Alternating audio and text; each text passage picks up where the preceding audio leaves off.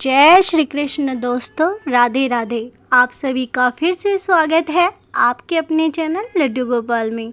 दोस्तों, आज की मैं ये सच्ची घटना, एक ऐसी सच्ची घटना आपके सामने लेकर आई हूँ जिसे सुनकर जो आपके घर में बाल गोपाल जी विराजित हैं, जी हाँ, जिन बाल गोपाल की सेवा आप दिन प्रतिदिन करते हैं, क्या आपने भी सोचा है कि जो आपके घर में विराजित लड्डू गोपाल आपके घर में किस रूप में आपके घर आ सकते हैं? जी हाँ, आप ये सोचने पर मजबूर हो जाएंगे। इस वीडियो को अंत तक देखना। दोस्तों, ये सच्ची घटना हमें रिया जी ने शेयर की है। रिया जी बताती हैं कि उनकी शादी होने के बाद वे अपने ससुराल में जाती हैं। रिया जी बताती हैं कि जब उनका विवाह नहीं हुआ था तो उनकी माँ उनके घर में छोटे से बाल गोपाल जी की बहुत ही सेवा किया करती थी। उनके घर में लड्डू गोपाल को अपना इष्ट माना जाता था। वे लड्डू गोपाल की दिन रात सेवा किया करती थी। अब जैसे ही रिया जी की शादी होती है तो वह ससुराल जाती हैं। ससुराल जाने के पश्चात जब वे अपने ससुराल जाती हैं और वहाँ देखती हैं कि उनकी सासू माँ और उनका पूरा ससुराल वाले उनके लड्डू गोपाल जी की सेवा करते हैं। जी हाँ, रिया जी बताती हैं कि मैं ससुराल जाती हूँ तो वहाँ भी मुझे एक छोटे से बाल गोपाल जी मिलते हैं। मेरे ससुराल में भी बाल गोपाल जी की काफ़ी सेवा हुआ करती थी। अब मानो मैं उसे देखकर बिल्कुल खुश हो जाती हूँ कि जैसा परिवार मैं घर मायके का छोड़ के आई हूँ वैसा ही मेरा ससुराल मिल गया है मुझे। अब रिया जी कहती हैं कि मेरे ससुराल में मेरे ससुर जी, मेरे देवर, मेरी सासू माँ और मेरे पति थे। हमारा हंसता खेलता परिवार था। रिया जी कहती हैं मेरे ससुराल में पैसों की कोई तंगी नहीं थी। काफ़ी रिया जी बताती हैं कि उनकी सासू माँ दिन रात लड्डू गोपाल जी की सेवा किया करती थी और मंदिर में पाठ पूजाओं में विशेष ध्यान दिया करती थी। वहीं वे कहती हैं कि मेरे पति सरकारी नौकरी किया करते थे और मेरे ससुर जी भी मेरे पति के ऑफिस में ही काम किया करते थे और मेरे देवर जो अभी उनकी ग्रेजुएशन कंप्लीट ही हुई थी वो आगे नौकरी ढूंढ रहे थे। अब जैसे तैसे रिया जी बताती हैं कि उनका जीवन काफ़ी अच्छा व्यतीत हो रहा था। लड्डू गोपाल जी की कृपा से उनके घर में किसी भी चीज़ की तंगी नहीं थी। बाल गोपाल जी की दया से उनके घर में सब कुछ था। अब रिया जी बताती हैं कि कुछ समय बीतता है और वे मायके जाती हैं। मायके जाने के पश्चात वो अपनी माँ को बताती हैं कि माँ, हमारे घर में भी एक छोटे से लड्डू गोपाल हैं। मेरे घर में भी मेरी माँ जी लड्डू गोपाल जी की बहुत सेवा करती है। ऐसा सुनकर मेरी माँ मेरे लड्डू गोपाल को मुझे दे देती है और कहती है कि तुझे अगर अपने ससुराल इन्हें लेके जाना है फिर कोई दिक्कत नहीं है, क्योंकि आपको तो पता ही है कि काफ़ी ससुराल वाले या काफ़ी लोग ऐसे होते हैं जो बाल गोपाल जी की बहुत कम सेवा करते हैं। तो मैं अपने लड्डू गोपाल जी को ले जाने से पहले अपनी सासू माँ से पूछती हूँ। मैं अपनी सासू माँ के पास फ़ोन करती हूँ और पूछती हूँ, मम्मी जी, क्या मैं अपने लड्डू गोपाल जी को भी अपने घर लेके आ सकती हूँ? तभी मेरी सासू माँ कहती है, बहू, ये बात भी भला कुछ पूछने की है? भला भगवान जी हमारे घर आए और हम मना कर दें? ऐसा तो कभी नहीं हो सकता। ले आओ, जहाँ हमारे एक छोटे से बाल गोपाल है वहीं एक बाल गोपाल और सही। अब ऐसा कहकर मैं अपने लड्डू गोपाल को जैसे ही ले जाने लगती हूँ, मेरी माँ कहती है कि हमारे घर से भगवान ले जाना शुभ नहीं होता, इसलिए जो तुम्हारे घर में बाल गोपाल है तुम उनकी सेवा कर लो, इन लड्डू गोपाल की सेवा हम ही कर लेंगे। तो मैं अपने छोटे से बाल गोपाल को अपने मायके ही छोड़ के चली जाती हूँ। अब जैसे तैसे दिन बीतते हैं, मैं वहाँ जाती हूँ। अपने ससुराल में जाकर मैं रोज़ लड्डू गोपाल को स्नान करवाती। आप इस बीच बता दूँ, जो मेरे लड्डू गोपाल ससुराल वाले थे मैं उन्हीं की सेवा करने लगी थी। तो मैं अपने लड्डू गोपाल को दिन प्रतिदिन नहलाती धुलाती, उनका भोग लगाती, उन्हें सुंदर सुंदर वस्त्र पहनाती। अब इस बीच आपको एक बात और बता दूँ, मेरी सासू माँ को लड्डू गोपाल जी के वस्त्र पहनाना बहुत ही अच्छा लगता था। वे वैसे तो लड्डू गोपाल जी के वस्त्र वे बाज़ार से ही खरीद कर लाती थी, लेकिन जब मैं गई तो मेरी सासू माँ मुझसे कहती है कि मैं लड्डू गोपाल जी के वस्त्र हमेशा इस दुकान से लाती हूँ। अब मुझे सिलाई आती थी तो मैं अपनी सासू माँ को कहती हूँ कि माँ जी, मैं लड्डू गोपाल जी के वस्त्र घर पर ही सिल सकती हूँ। अब मैं कुछ यूट्यूब की हेल्प लेती और कुछ अपने दिमाग से अब मैंने लड्डू गोपाल जी के इतने सुंदर सुंदर वस्त्र पहनाने बनाने सीख लिए थे कि मेरी सासू माँ बहुत ही खुश होती थी। मेरी सासू माँ कहती थी कि आज के समय में ऐसी बहू मिलना बहुत ही मुश्किल है। अब मेरा पूरा परिवार बहुत ही खुश था। बाल गोपाल की दया से अब 3 साल मेरी शादी को बीत चुके थे। 3 साल की बाद मेरे घर में मुझे एक सुंदर पुत्री की प्राप्ति होती है। अब हमारे जीवन में बिल्कुल सुख समृद्धि थी, लेकिन कहते हैं खुशी के बीच में काली घटा आ ही जाती है। उस बीच हमारे साथ एक ऐसी दुखद घटना होती है जिसने हमारे पूरे परिवार को तोड़ के रख दिया। जी हाँ, रिया जी हमें बताती हैं कि मेरी बेटी के जन्म के बाद ठीक 7 महीने के बाद मेरी सासू माँ चल बसती हैं। मानो हमारे परिवार में सुख समृद्धि आई ही थी कि उस पर किसी की ग्रहण लग गया। मेरी छोटी सी बेटी को उसकी दादी का प्यार भी नहीं मिल पाया। अब जैसे तैसे मेरा परिवार उस दुख से उबरा ही था। अब हम सुख शांति अपने घर में रहते थे। रिया जी बताती है कि अब मेरे पति और मेरे ससुर जी दोनों ही काम पर चले जाया करते थे। अब मेरे देवर की भी नौकरी लग गई थी अम्बाला में, तो मेरे देवर भी अम्बाला में नौकरी करने चले गए। अब घर में रहते थे मैं, मेरी बेटी और हमारे छोटे से बाल गोपाल। अब जैसे ही उस दिन के बाद हमारे जीवन में परिवर्तन आने शुरू हो गए। जी हाँ, उस दिन दोपहर के 12 साढ़े 12 बजे रिया जी बताती हैं कि इतनी तेज़ बारिश होती है तभी मैं देखती हूँ हमारे घर का दरवाज़ा एकदम से खुलने भिड़ने लगता है। जो हमारे गेट का मेन दरवाज़ा होता है, रिया जी बताती हैं कि वो अचानक से खुलने भिड़ने लगता है। वैसे तो मैंने अंदर से लॉक किया था, लेकिन फिर भी वो खुलने की कोशिश कर रहा था, मानो उसे कोई खोलने की कोशिश कर रहा था।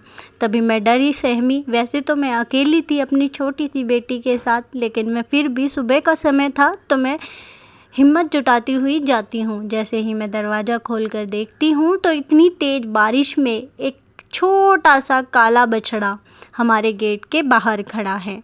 उस बछड़े को देखकर मैं पहले तो सोचती हूँ कि इतनी बारिश में ये किसी सुरक्षित जगह पर क्यों नहीं जाता जो यहाँ खड़ा है। फिर मैं सोचती हूँ कहीं इसे भूख ना लगी हो। रिया जी बताती हैं कि मैं झट से जो मैंने सुबह नाश्ते में रोटी बनाई थी, मैं वो रोटी लेकर उस बछड़े को देने जाती हूँ। जैसे ही मैं उसे रोटी देने जाती हूँ वो बछड़ा झट से खा लेता है। अब मानो उस बछड़े को वह रोटी खाकर वहीं पर ही बैठ जाता है। मैं सोचती हूँ कहीं गर्मियों के दिन है तो इसे गर्मी लगी होगी, शायद इसलिए ये बारिश में बैठा है। अब मानो उसका रोज़ का ही समय हो गया था। वह रोज़ सुबह 12 साढ़े 12 बजे रोटी लेने आता और शाम को भी वहीं पर ही रोटी खाता। अब ऐसे कैसे करके एक दिन मेरे ससुर जी और मेरे पति भी उस बछड़े को देखते हैं और मुझे कहते हैं, रिया, मेरे ससुर जी कहते हैं, रिया बेटा ये क्या, ये बछड़ा तुमने हिला ही दिया। मैं कहती हूँ पापा जी ये तो रोज़ 2 रोटी खाकर जाता है, इसे तो आदत सी हो गई है। अब मेरे ससुर जी भी काफ़ी दया भाव वाले व्यक्ति थे, तो मेरे ससुर जी भी उन्हें 2 रोटी दे दिया करते। जैसे जैसे मेरे पति जाते तो वे भी 2 रोटी दिया करते। अब मानो उस काले बछड़े की तो आदत हो गई थी कि रोज़ रोटी खाने की, और रोटी खाकर वह कहीं ना जाता, बस हमारे गेट के बाहर जो हमारा गार्डन था उसमें बैठ जाता। अब रोज़ का दिन होने लगा। अब कुछ दिनों के बाद वो काला बछड़ा क्या करता है कि हमारे गार्डन में गोबर कर देता है। अब जैसे ही मेरे ससुर जी ये देखते हैं तो मेरे ससुर जी कहते हैं, बहू इस काले बछड़े को रोटी देने की कोई ज़रूरत नहीं है, ये हमारे घर में गंदगी कर रहा है, भला यहीं तो रोटी खा रहा है और यहीं पे गंदगी कर रहा है। और मेरे ससुर जी उसे दहाड़े मारकर, मतलब डंडा वगैरह दिखाकर उसे घर से बाहर निकाल देते हैं। अब ऐसे ही मैं कहती हूँ पापा जी कोई बात नहीं, मैं साफ़ कर दूँगी, आप ऐसी, लेकिन मेरे ससुर जी नहीं मानते। अब कुछ दिनों के बाद फिर से वो बछड़ा आने लगता है हमारे घर के बाहर, तो फिर भी मेरे ससुर जी उस बात को भूल जाते हैं कि चलो कोई बात नहीं, जीव है, कर देते हैं गलती। तो फिर से वो काला बछड़ा वही गलती करता है। अब मेरे पति भी बहुत गुस्सा हो जाते हैं। उस दिन तो मेरे पति भी छुट्टी पर घर ही रहते हैं। रिया जी बताती हैं कि उस दिन मेरे पति ने उसको ज़्यादा धमका कर 1-2 डंडे मारकर वहाँ से भगा दिया। अब मानो मैं उसका रात तक वेट करती रही कि वो रोटी खाने आए, लेकिन वो काला बछड़ा तो रोटी खाने आ ही नहीं रहा था। अब जैसे जैसे काफ़ी दिन हो गए, वो बिल्कुल हमारे घर के सामने मुझे दिखा ही नहीं। अब मैंने सोचा कि शायद इन्होंने ज़्यादा धमका वगैरह दिया होगा। आपको तो पता ही है, जब किसी कुत्ते, बिल्ली या किसी बछड़े को हम धमका देते हैं तो वे दोबारा वहाँ पर जाने की कोशिश नहीं करते, तो शायद ऐसा ही हुआ होगा। अब उस दिन के बाद मेरे साथ कुछ ऐसी अजीबोगरीब घटना घटने लगी जिसे मैं महसूस करके आज भी काँप जाती हूँ। मैं उस रात के 12:30 बज गए थे, मुझे नींद ही नहीं आ रही थी। मेरी बेटी, मेरे पति सब सो गए थे। अब जैसे ही मैं आँख मीचने की कोशिश कर रही थी, मानो मेरे सर के पीछे कोई बच्चा रो रहा हो, ज़ोर ज़ोर से चिल्ला रहा हो। अब मैं जैसे ही झट से खड़ी होकर देखती हूँ तो मैं देखती हूँ कि कोई बच्चा ही नहीं है। अब मैं फिर से सोचती हूँ कि शायद मेरा वहम होगा। मैं फिर से सो जाती हूँ। वो बच्चा फिर से रात के 2-2:30 बजे फिर से मेरे कान के पीछे रो रहा होता है। दहाड़े मार मार कर पैरों को ज़मीन में पटक पटक कर रो रहा होता है। अब मानो मैंने सोचा कि कहीं मेरी बेटी तो नहीं उठ गई। मैं झट से खड़ी होती हूँ। सबसे पहले मैं अपनी बेटी की तरफ देखती हूँ। मेरी बेटी तो आराम से सो रही होती है, तो मेरी कुछ समझ नहीं आता। अब मैं काफ़ी दुखी हो गई थी। ऐसा सपने मुझे काफ़ी दिनों तक आते रहे। एक दिन मैंने अपने पति को ही उठा दिया। मैं अपने पति को कहती हूँ कि मानो मुझे ऐसा लगता है कोई बच्चा यहाँ दिन प्रतिदिन रोता रहता है। मुझे कुछ समझ ही नहीं आ रहा कि ऐसा मेरे साथ क्या हो रहा है। मेरे पति कहते हैं कि यहाँ तो कोई बच्चा ही नहीं है, तुम्हारा शायद कोई वहम है। यहाँ कोई बच्चा होता तो हमें ज़रूर दिखता। अब मैं ऐसा करके अब मेरे साथ और अजीबोगरीब घटना घटने लगी। अब मैं सुबह के 5:30 बजे उठती हूँ। उठकर अपने लड्डू गोपाल को नहलाती हूँ, धुलाती हूँ। जैसे ही मैं अपने लड्डू गोपाल को नहलाने जाती हूँ, जो मैं जल का लोटा हाथ में लेती हूँ, वो जल का लोटा मेरे हाथ से गिर जाता है। मैं सोचती हूँ कि शायद हाथ में फिसलन है, इस कारण फिसल गया होगा। अब मैं अपने लड्डू गोपाल को जैसे ही नहला कर भोग लगाने की कोशिश करती हूँ, दूध पिलाती हूँ, तो दूध का चम्मच मेरे हाथ से गिर जाता है। मैं अपने लड्डू गोपाल को जब भोग लगाने जाती हूँ तो मेरे हाथ से थाली फिसल कर गिरने लगी। मेरे कुछ समझ नहीं आ रहा था कि ऐसा क्या हो रहा है जो मेरे बाल गोपाल मेरा भोग ही स्वीकार नहीं कर रहे। लेकिन एक क्षण में ये भी सोचती कि शायद मेरा वहम है, हाथ से चीज़ फिसल जाना कोई आम बात होती है।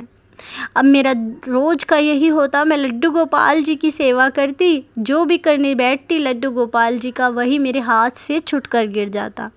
ऐसा काफ़ी दिन तक होता रहा, मेरी कुछ समझ ही नहीं आ रहा था। जैसे ही फिर एक रात मेरे साथ ऐसी घटना घटती है, मानो उस घटना को मैं याद करके आज भी सहम जाती हूँ। उस रात के 2-2:30 बजे थे। लगभग 2-2:30 बजे के आसपास मुझे एक सौपन आता है। सौपन में एक छोटा सा बालक मानो मोर पंख लगाए, हाथों में बांसुरी लिए मेरे घर में चारों तरफ घूम रहा है और दहाड़े मार मार कर रो रहा है, सुबक सुबक के रो रहा है। मैं उसको पूछती हूँ कि बेटा तू कौन है, तू क्यों रो रहा है? वो मुझे कुछ बता ही नहीं रहा। मानो मेरे पैर हाथ बिल्कुल भी काम नहीं कर रहे। मैं उस बच्चे को पकड़ने की कोशिश करती हूँ, वो मेरे हाथ ही नहीं आ रहा। तभी एक क्षण मेरा ध्यान पूरा अपने बाल गोपाल पर, जो मेरे बाल गोपाल सिंहासन पर विराजित है, उन्हें देखती हूँ और उनकी बगल में बैठे उस काले बछड़े को देखती हूँ। वो काला बछड़ा मेरे बाल गोपाल के पैरों को चाट रहा है। मैं देखकर एकदम से अचंभित हो जाती हूँ कि ये काला बछड़ा मेरे लड्डू गोपाल के पास, ये तो यहाँ से गायब हो गया था ना, ये मेरे बाल गोपाल के पास कैसे? एकदम से ही मेरा ध्यान उस बच्चे पे जाता है। वो बच्चा दहाड़े मारता मारता मुझे कह रहा है, मैया ओ मैया, मैया ओ मैया। मैं उस बच्चे की तरफ पूरा ध्यान आकर्षित करती हूँ, कहती हूँ, लल्ला तू क्यों रो रहा है? वो कहता है, मैया क्या तुम मुझे समझ नहीं पाई? तुम मेरी इतनी सेवा करती हो, तुम मुझे भोग लगाती हो, तुम मुझसे इतना प्रेम करती हो, फिर भी तुम मेरे भाव को समझ नहीं पाई। मैया मैं भगवान नहीं हूँ मैया, मैं जीव में भी हूँ, मैं मनुष्य में भी हूँ मैया। तुम्हें ये महसूस नहीं हुआ कि तेरा लल्ला भोग क्यों नहीं लगा रहा है? तेरे हाथ से दूध का गिलास कैसे छूटा जा रहा है? तेरे हाथ से थाली कैसे छूटी जा रही है मैया? मैं काफ़ी दिन से भूखा हूँ मैया। मैं तेरे घर में इस बछड़े के रूप में आता था। इस बछड़े को तू दो रोटी देती थी, मेरा पेट भर जाता था मैया। जिस दिन से तूने इस बछड़े को यहाँ से भगाया, मान मैं भूखा रहता हूँ मैया, मैं भूखा रहता हूँ। बस मैं ऐसा सुनकर बिल्कुल सहम जाती हूँ। वो कहता है मैया, मेरे हर मनुष्य में विराजमान हूँ मैया, केवल मेरे बाल स्वरूप मेरे लड्डू गोपाल में ही मैं विराजित नहीं होता मैया। हर व्यक्ति में, हर जीव जंतु में मैं आ सकता हूँ मैया। तुम बछड़े को ना मारा कर मैया, तू इसे भोग लगाया कर। मैं दिन प्रतिदिन तेरे घर इसी के रूप में आकर 2 रोटी खा के जाया करता। बस मानो। इस बात को सुनकर रिया जी बताती हैं कि मैं बिल्कुल सहम जाती हूँ। मैं उस बच्चे को देखना चाहती हूँ, लेकिन वह बच्चा पीठ मोड़कर मुझे सारी बात बताता है। मानो बस मैं किसी अभागे पाप का कारण थी जो मैं उस बच्चे का मुंह ही नहीं देख पाई। तभी मेरी आँख झट से खुलती है। मैं झट से देखती हूँ कि मेरे पास तो कोई भी नहीं है, ना तो कोई काला बछड़ा है, ना ही मेरे लड्डू गोपाल जी की कोई प्रतिमा है, और ना ही कोई कृष्ण जी हैं। अब मैं उसे देखकर मानो बिल्कुल सहम जाती हूँ। मैं उठकर सुबह अपने ससुर जी को, अपने पति को सारी बात बताती हूँ। वे तो मुझे कहते हैं कि शायद तुम्हारा वहम है, तुम उस बछड़े पर ज़्यादा ध्यान केंद्रित करती हो, इसलिए ये सब हो रहा है। लेकिन जब मैं वो घटना अब भी महसूस करती हूँ तो मैं सहम जाती हूँ। मुझे पता है कि मेरे बाल स्वरूप मेरे लड्डू गोपाल ज़रूर ही कुछ मुझे संदेश देना चाहते थे। तभी मैं झट से बाहर जाती हूँ तो देखती हूँ कि वो काला बछड़ा मेरे पार्क में, मेरे गार्डन में बैठा है। मैं उसे जाकर लाड लड़ाती हूँ कि उसे रोटी खिलाती हूँ। अब वो काला बछड़ा मेरे घर के बाहर ही रहता है। जब मैं अपने लड्डू गोपाल का भोग लगाती हूँ, उसमें से एक रोटी मैं अपने बछड़े को ज़रूर खिलाती हूँ। अब रोज़ मेरे दिन प्रतिदिन ऐसा ही करती हूँ। मैं अपने लड्डू गोपाल की रोज़ सेवा करती हूँ और उस बछड़े को भी चारा घास खिलाती हूँ।